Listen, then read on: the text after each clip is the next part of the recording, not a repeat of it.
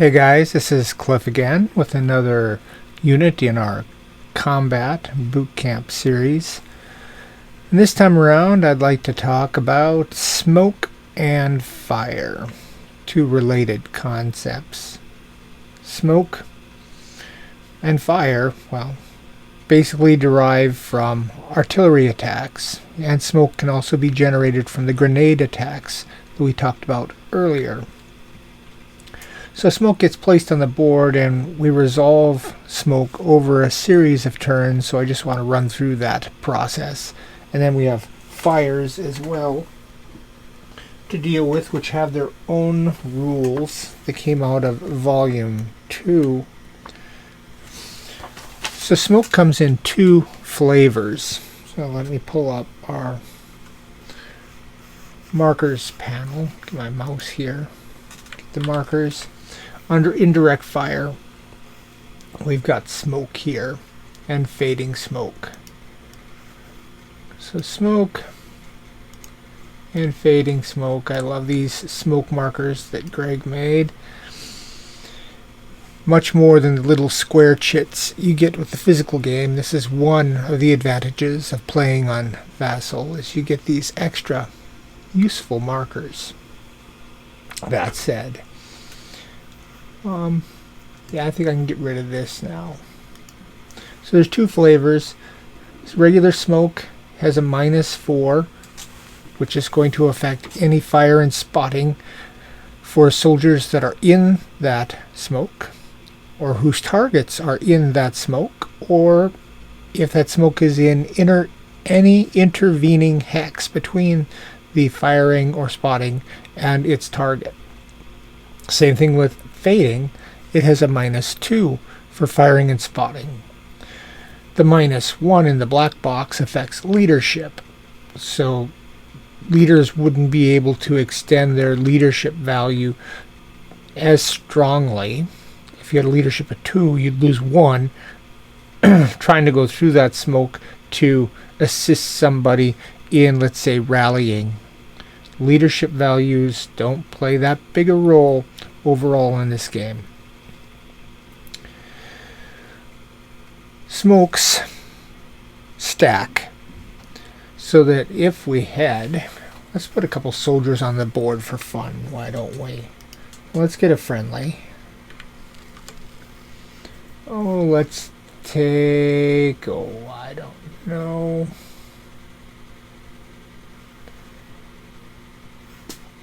Let's just take Mayfield. We only need one friendly. Let's take an enemy. Let's take somebody weenie like Horn. So that Horn.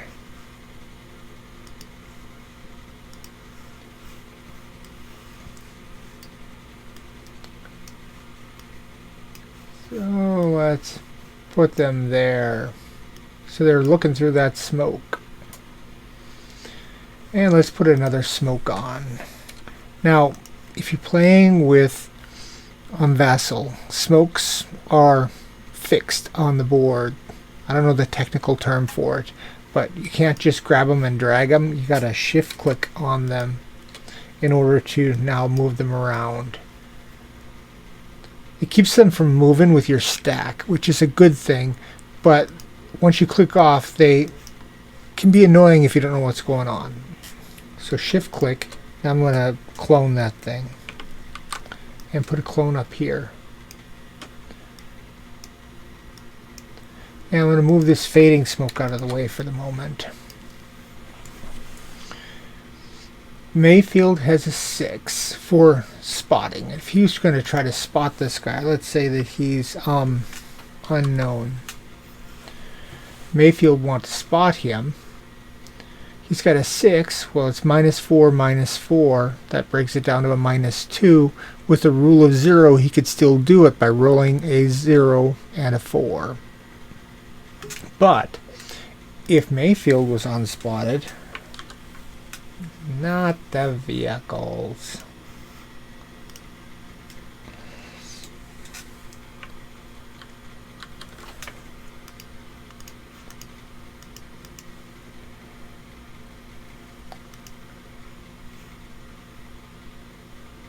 hidden.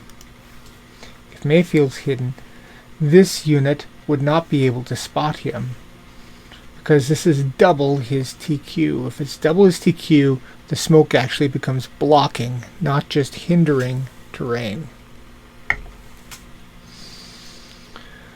So they do stack. Alright, let's say that there's an arty attack. Well, let's do a grenade first. Let's do the easy ones first. Mayfield here.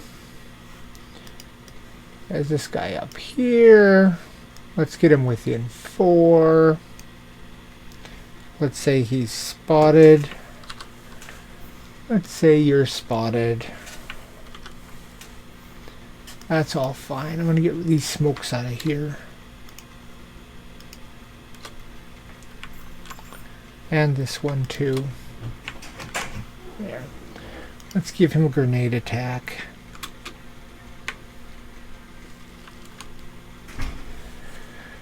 And when he got that, he places his target marker here. Impulse 1, he gets a live grenade. Impulse 2, he decides not to move. Impulse 3, he tosses his grenade. We remove the target marker.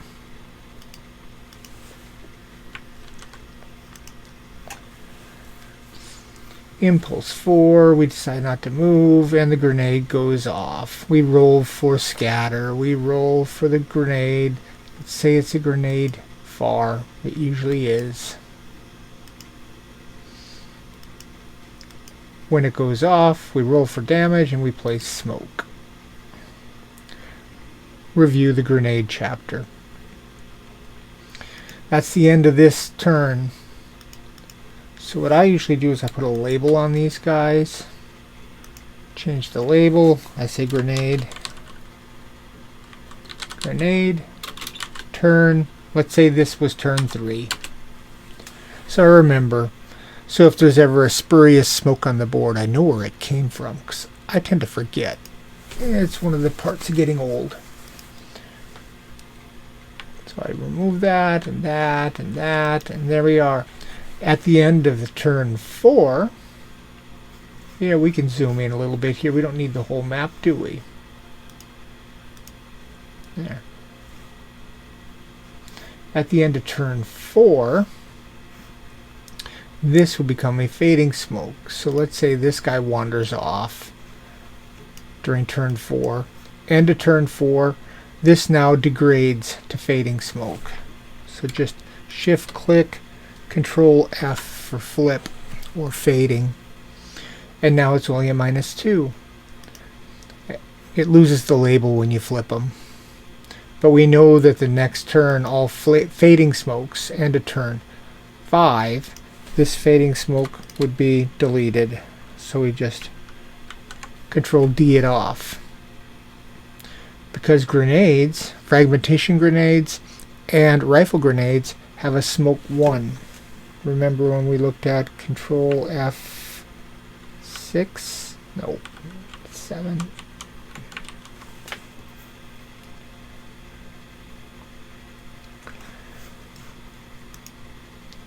Indirect. Nope. We'll need that soon enough. I want the weapon skills. Weapon characteristics. Plus, plus, plus. Plus, plus, plus. Okay. They have smoke 1s. So they hang around for 1 turn. They go around after 1 turn. They start to fade. But the HC smoke, the hexachloroethane smoke, is a 3. The 60 mil mortar is a 2. 81 millimeter mortar is a 3. 105s are 4s. I guess the 150s would be 5s if we had a 150 on the board. That'd be a big bang. So these increased smokes mean that the smoke will scatter. So the simplest would be like a 60 millimeter mortar. The principle is the same. So I'm just going to do the 60 millimeter to keep this relatively short. 60 millimeter mortar is a 2. I'll get rid of this weapons chart. So let's say we get a 60mm mortar strike and it strikes 1504, and let's set our wind direction. See, the wind direction is going to 6 to the northwest. We're going to take a 60mm mortar strike here, so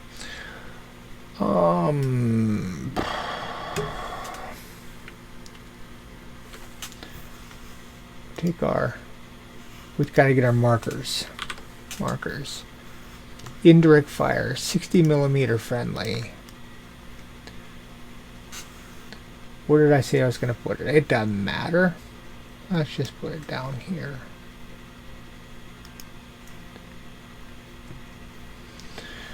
So let's say it came in at 1404.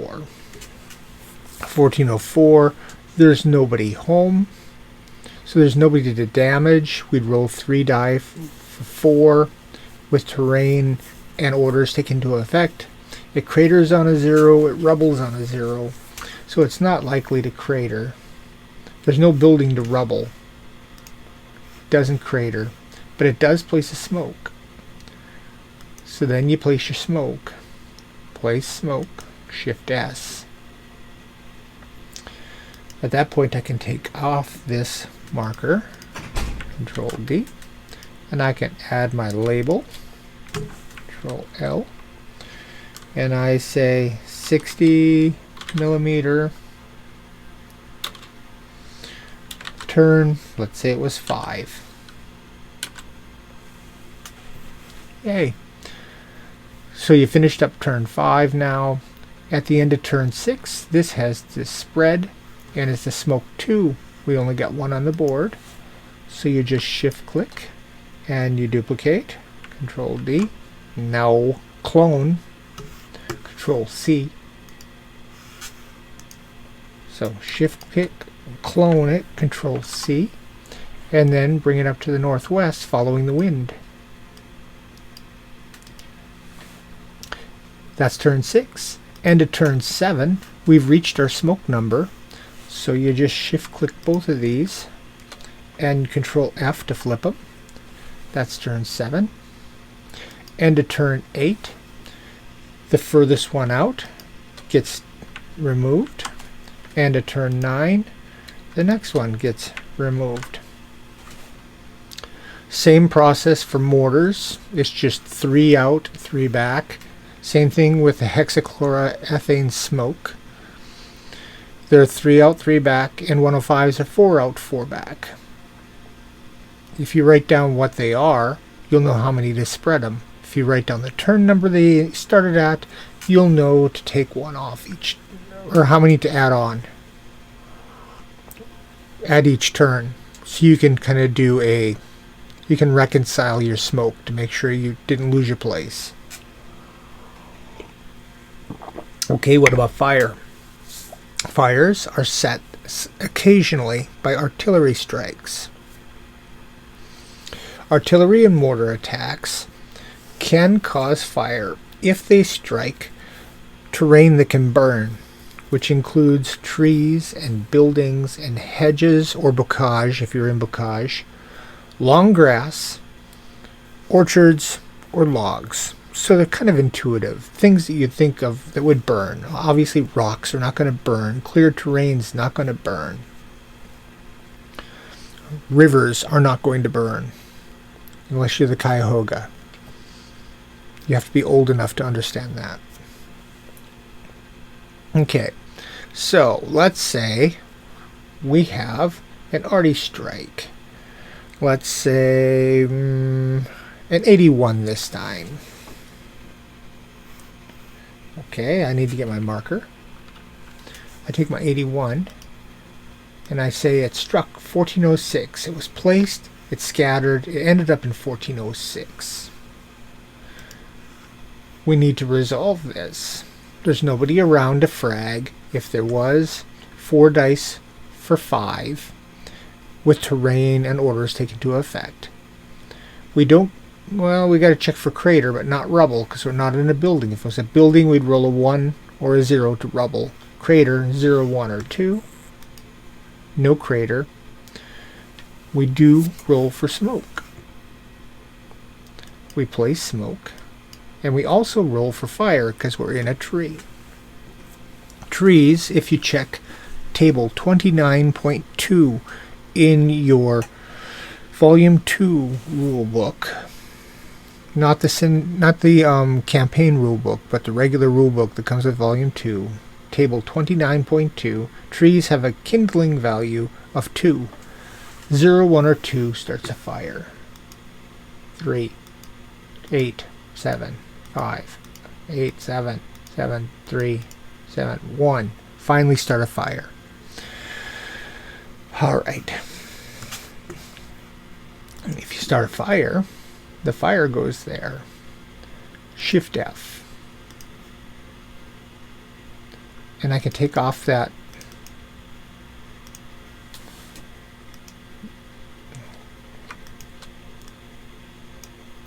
I take off this, and I'm going to bring this fire back.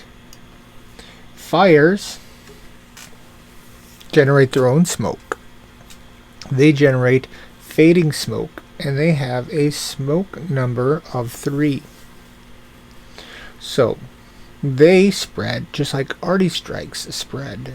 The 81mm mortar itself has a smoke number of 3, and it puts down full smokes. It'll go out 3 and then fades back 3. The fire puts down 3 fading smokes, and they don't go away as long as the fire is there. By rule, the fire marker is supposed to represent a -2 additional fading smoke. So right now this is a -6 hex. In the next turn, well, I should label this guy, shouldn't I? So let's label him. He was an 81mm, let's say turn 4. So this struck in turn 4.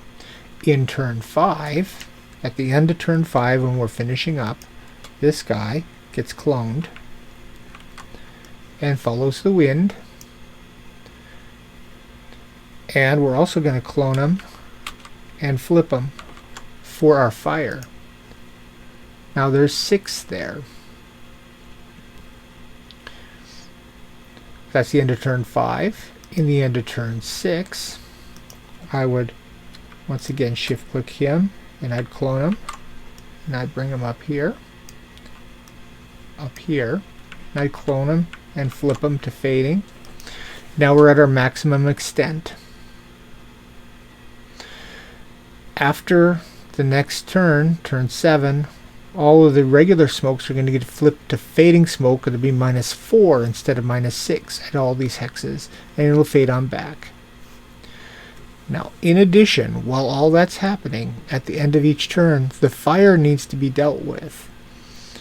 At the end of each subsequent turn, not the turn you place the fire, but each subsequent turn, we have to see if the fire goes out or if the fire gets worse. You got to roll for fire growth on table 29.3. And in trees, the growth number is 2. So 0, 1, or 2, and it grows. If you roll a 9, it goes out. I roll a 6, nothing happens. 1, it grows. If it grows on the fire growth, you got to flip this guy. So you go to Raging Fire. A raging fire will shift all of these fading smokes to become full smokes, and they don't fade. So I just have to flip these things to smoke.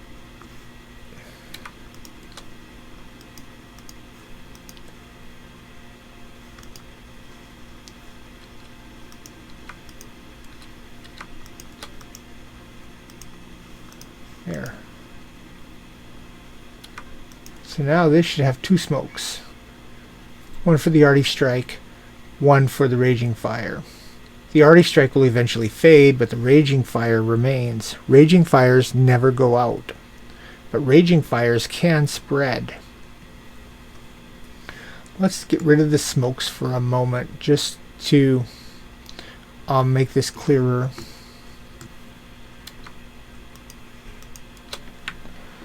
So delete those. delete those. Downwind from us, on subsequent turns which we have raging fire, we have to check for fire spread instead of growth.